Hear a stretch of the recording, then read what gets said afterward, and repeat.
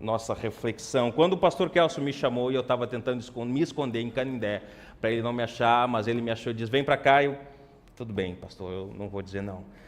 Quando ele me disse o tema, e às vezes eu acompanho alguns trechos das pregações aqui, sobre excelência em tudo que fazemos, eu lembrei de um texto que eu preguei lá na congregação, e o objetivo desse sermão que eu preguei lá foi fazer com que as pessoas entendessem que existe uma recompensa que é real, uma recompensa que é eterna, por todos os nossos esforços em prol do avanço do reino, mesmo que eu seja novo convertido, mesmo que eu esteja começando na fé. A ideia, o objetivo daquele sermão, naquele momento, foi tentar fazer com que as pessoas entendessem a sua responsabilidade como cristãos, e entendendo que essa responsabilidade, esse compromisso no futuro, na eternidade, vai render resultados eternos. Então eu quero levar vocês para esse texto, que está em Marcos capítulo 4, e nós vamos ler os versículos 24 e 25.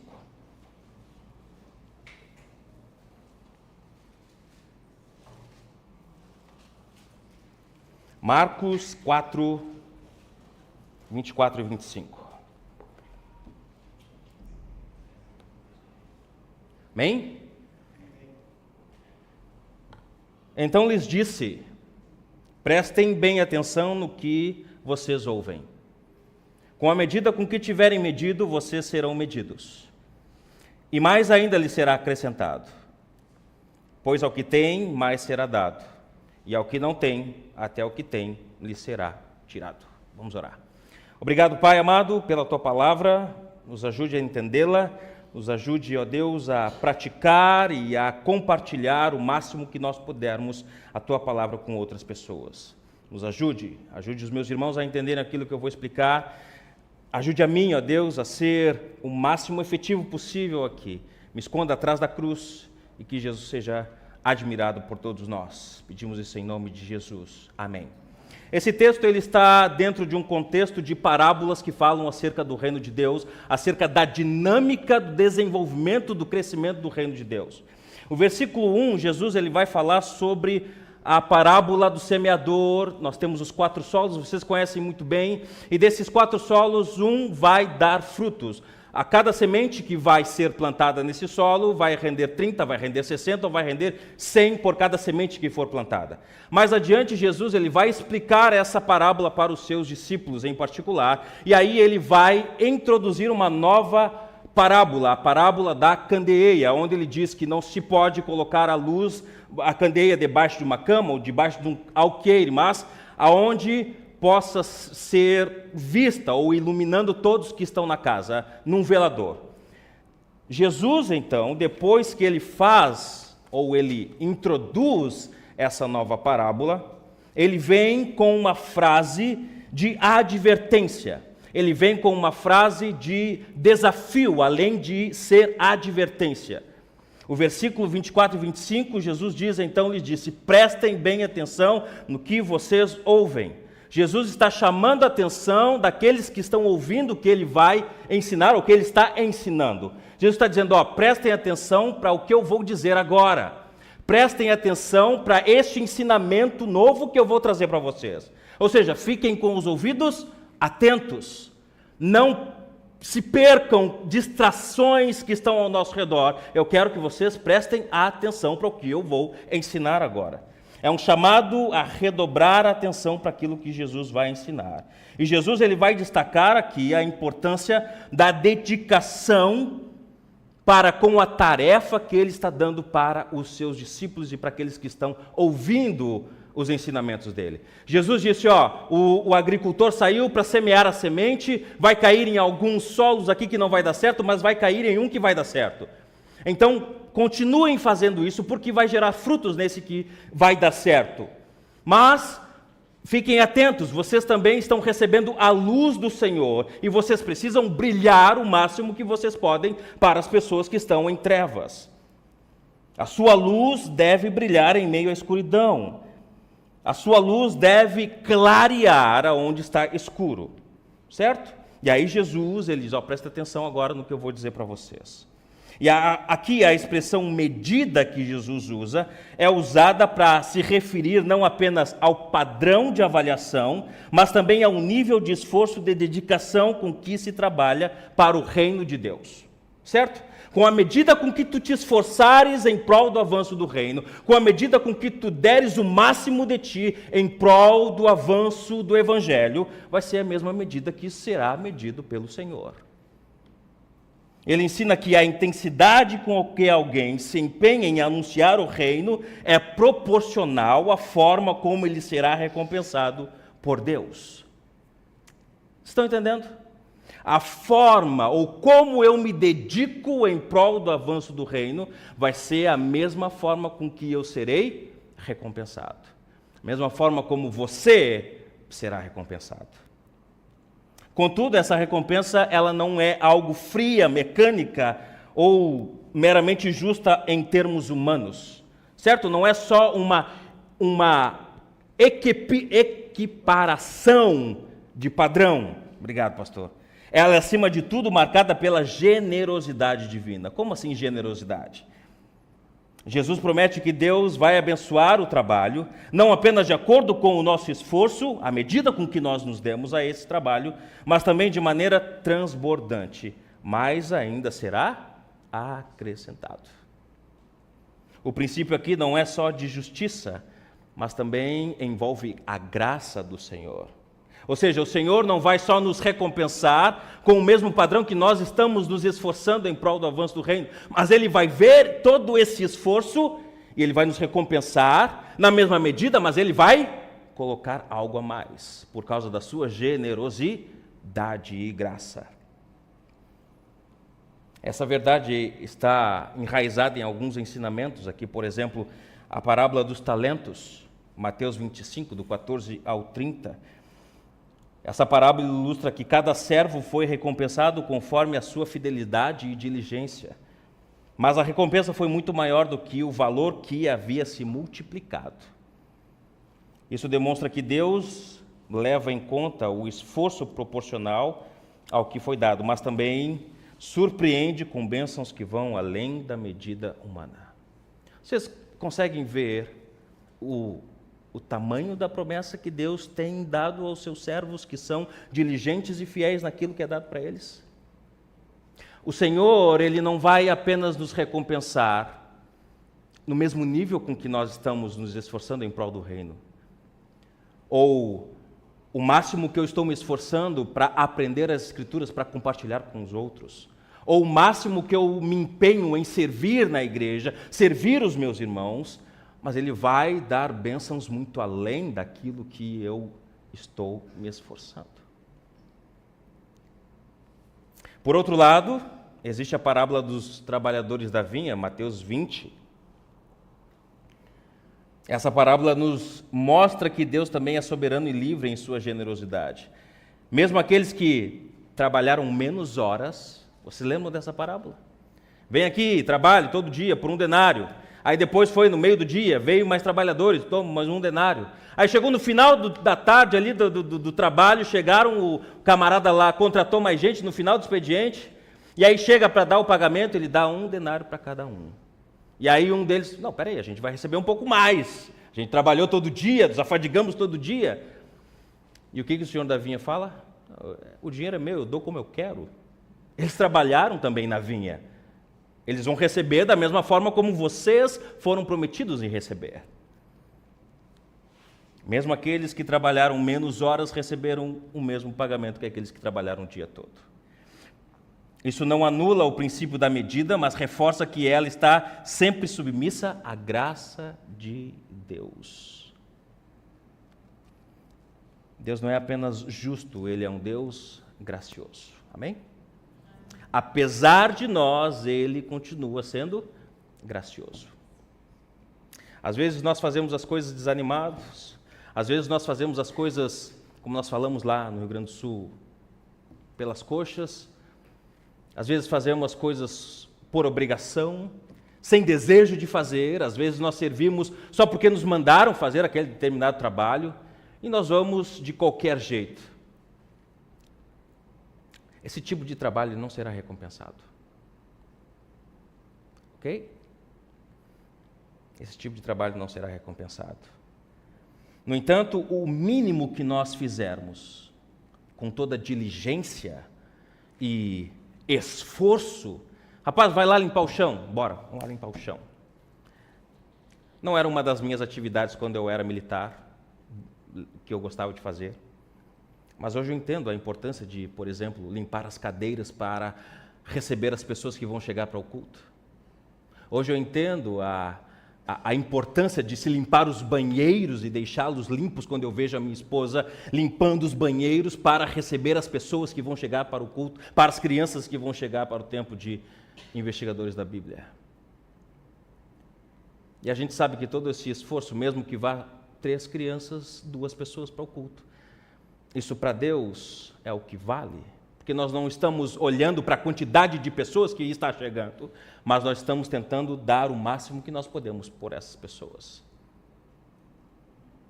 Paulo ensina isso em 1 Coríntios capítulo 13, que todas as nossas ações, todos os nossos serviços, mesmo os mais extraordinários ou os mais singelos, elas são vazias se eu não tiver amor. Isso quer dizer que a nossa medida deve incluir também as nossas motivações, intenções e como nós servimos as pessoas. Aqui então se une o esforço com a espiritualidade do servo. Em outras palavras, Deus mede o nosso trabalho, mas também avalia o nosso coração. Eu posso ser o MacGyver dentro da igreja, mas se o meu coração não estiver de acordo com a vontade de Deus, para Deus, as coisas que eu faço de MacGyver não são nada.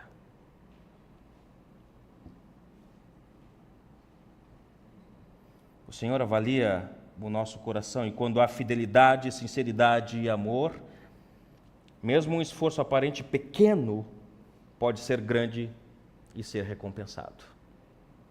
Como no caso da viúva que deu suas pequenas moedas, mas foi elogiada por Jesus quando ela deu tudo o que tinha. Então devemos também considerar que cada um de nós recebe um chamado diferente, e com isso diferentes níveis de responsabilidade. Talvez você, como seminarista, tenha pouco tipo de serviço dentro da igreja. Rapaz, eu queria pregar. Rapaz, eu queria estar lá ensinando, discipulando, ensinando na EBD, mas ainda não chegou. Enquanto isso, estão dizendo, não, vai lá e arruma o som, vai lá e limpa as cadeiras. Vai, não, mas eu sou seminarista, hora essa. Negão, se estão pedindo para que tu limpe as cadeiras, faça de todo o coração, com esforço, com esmero, amando as pessoas, sabendo que a tua recompensa vai vir do Senhor. Pode até receber um elogio das pessoas, mas o público-alvo é o grande Deus.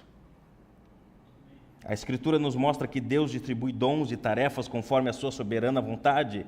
Isso significa que a comparação com outros é desnecessária e pode prejudicar a nossa espiritualidade. E por fim, é fundamental lembrar que todo esforço verdadeiro em prol do reino deve ser motivado pela fé e obediência ao Senhor.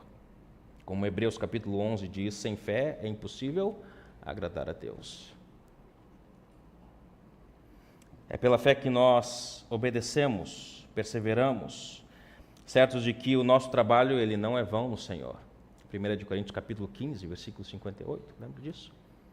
Isso me faz lembrar também do leproso que chega para Jesus no capítulo 1 ainda de Marcos, se ajoelhando diante de Jesus, dizendo, Senhor, se quiseres purifica-me.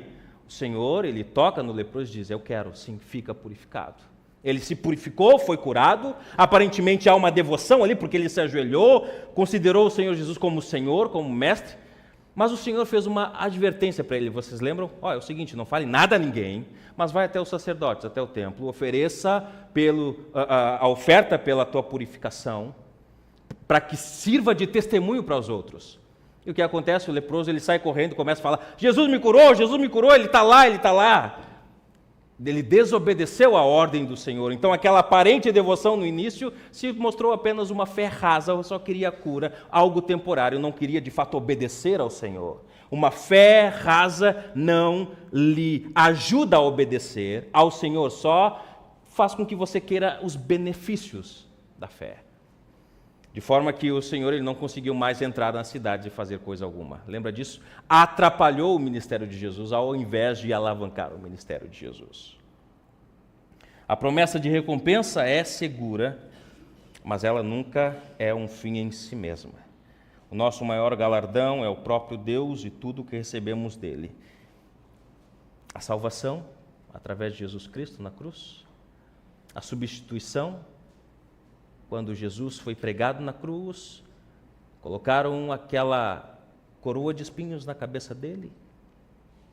E através do sangue que foi vertido na cruz, o nosso pecado foi expurgado. As nossas manchas foram lavadas. E essa é a maior bênção que nós poderíamos ter de Jesus. Então, só olhando esse benefício que nós recebemos, já é um impulso para que nós sirvamos o máximo que nós podemos servir. Portanto, vamos trabalhar com dedicação, com amor, com zelo, conscientes de que Deus é justo e gracioso, mas Ele também é fiel. Ele vai cumprir as suas promessas. Ele vai cumprir as promessas. À medida que usarmos os nossos dons, as nossas habilidades em prol do reino, o máximo que nós esforçarmos, o Deus que nós servimos irá nos honrar em tempo oportuno. Certo? Há um texto fabuloso que eu gosto muito, que está em Apocalipse capítulo 5. Se eu não me engano, é nos capítulos 5 em diante.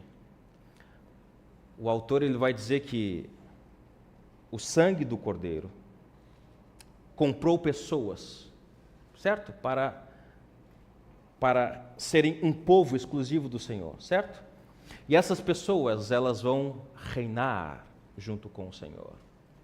Então, além da promessa de que aquele que crer em Jesus terá vida eterna, essa pessoa que creu em Jesus e foi salva, ela irá reinar junto com o Senhor. Ou seja, além da salvação, ainda vem outras coisas. Veja, Deus, Ele não só nos agracia com a salvação, mas Ele também nos dá muitas outras coisas que vêm com a salvação. Que vêm com a salvação. Então, servir o Senhor nunca vai ser em vão. Os seus estudos aqui nunca vai ser vão. O tanto que você se esforça em estudar, em servir a igreja, em servir os seus irmãos, não vai ser vão. Será um dia recompensado, amém? Talvez, eu ainda não consigo ver os resultados. Rapaz, em tempo oportuno, Deus vai fazer com que os resultados apareçam. Então, enquanto nós espalhamos a semente do Evangelho, enquanto nós trabalhamos em prol do avanço do reino, nós devemos trabalhar com uma expectativa de que um dia seremos recompensados por ela.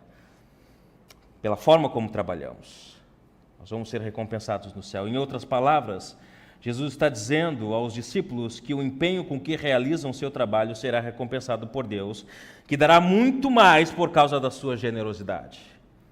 É mais ou menos assim: o que você consegue e faz será a medida do que você vai receber do Senhor. E você receberá bênçãos e responsabilidades adicionais. Então, eu e você devemos nos esforçar continuamente, sabendo que a quem tem mais será dado. Então, existem responsabilidades. Quanto mais eu me esforço, mais coisas serão acrescentadas para que eu continue fazendo, em prol do avanço do reino. Em prol do avanço do reino.